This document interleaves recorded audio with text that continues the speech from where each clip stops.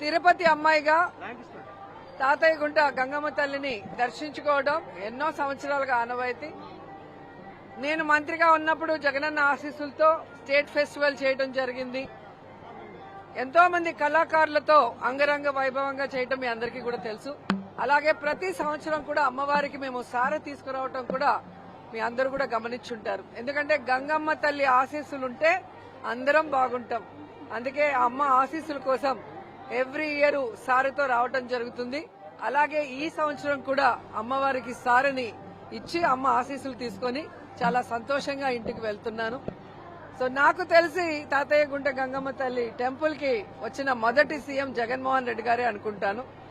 అలాగే అందరూ కూడా వస్తే ఇంకా బాగుంటుంది. ఎందుకంటే గంగమ్మ తల్లి గొప్పదనం ఇప్పటికే అందరికీ తెలుసు, ఇంకా కూడా తెలిసే అవకాశం ఉంటుంది.